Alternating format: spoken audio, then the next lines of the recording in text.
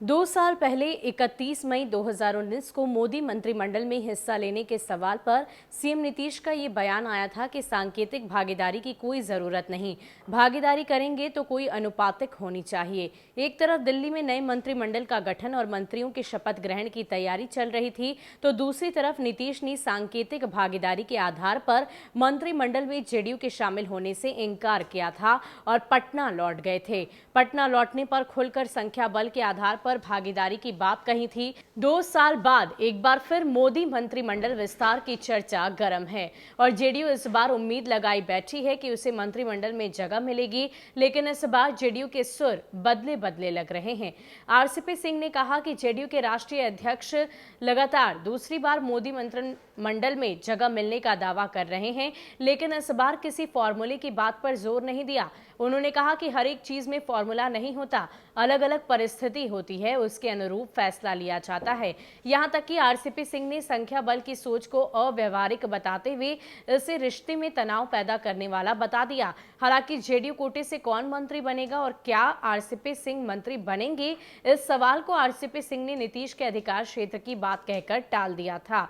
RCP Singh के बयान पर विपक्ष जहां चुटकी ले रहा है, वहीं बीजेपी जेडीयू के मंत्रिमंडल में शामिल होने की बात तो कह रही है, लेकिन संख्या बल के आधार पर आरसीपी के बयान का ही हवाला देकर संख्या बल के आधार को खारिज कर रही है। तो सवाल है कि क्या 2 साल पहले सांकेतिक भागीदारी वाले ऑफर को ठुकराने वाले जेडीयू को इस बार मंत्री पद की कुर्सी के लिए हर फॉर्मूला स्वीकार है? सवाल का जवाब समझने के लिए जरा संख्या बल के गणित को समझिए। वर्तमान में जेडीयू में 16 सांसद है, ऐसे में संख्या बल के आधार पर 2 कैबिनेट और 1 राज्य मंत्री का दावा बैठता है। हालांकि 2019 में 303 सीटों के साथ बीजेपी अकेले पूर्ण बहुमत के साथ सरकार में है। यही वजह है कि 2019 में सहयोगी दलों को बीजेपी ने मंत्रिमंडल में सांकेतिक हिस्सेदारी दी थी, लेकिन 2019 में सांकेतिक हिस्सेदारी को जेडीयू ने ठुकरा दिया था। इसके पीछे की वजह को लेकर 2 प्रमुख दावेदारों के होने की भी चर्चा चली थी। ये दोनों दावेदार आरसीपी सिंह और ललन सिंह है। तब कयास ये लगाए गए कि अगर दोनों में से कोई एक मंत्री बनता है और दूसरा नहीं बनता तो नाराजगी उभर सकती है, इसलिए मंत्रिमंडल में शामिल नहीं होने का फैसला लिया गया। इसके अलावा अगर हम बात करें दोनों की दावेदारी की, तो आरसीपी सिंह ने कहा कि उनका नाम 2019 से ही मंत्री पद के लिए चल रहा है। हालांकि आरसीपी सिंह राष्ट्रीय अध्यक्ष बन चुके हैं, लेकिन ये बात उन्हें मंत्री बनने से रोक नहीं सकती। ऐसे में इस बार भी जेडीयू कम से कम 2 कैबिनेट मंत्री से कम पर नहीं मानेगा।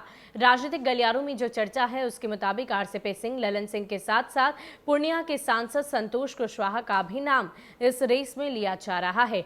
पीएम मोदी के बारे में कहा जाता है कि उन्हें ऐसे सहयोगियों की मंत्री के रूप में जरूरत है जो अपना काम मुस्तैदी से कर सके। जहां जिनका नाम कामकाज संतोषजनक नहीं था उन्हें ड्रॉप भी किया गया, जिनका काम सराहनीय था उन्हें राज्य मंत्री से कैबिनेट मंत्री के रूप में प्रमोशन मिला। मोदी सरकार में फिलहाल 21 कैबिनेट मंत्री हैं, 9 राज्य मंत्री और 29 राज्य मंत्री। हालांकि अलग अलग राज्यों में बीजेपी के कई चेहरे, जिसमें दूसरी पार्टी से आए नेता भी शामिल हैं, वो भी मंत्री पद की रेस में हैं। ऐसे में सवाल है कि क्या इस बार जेडीयू को सांकेतिक भागीदारी से संतोष करना पड़ेगा या संख्या बल के आधार पर भागीदारी मिलेगी।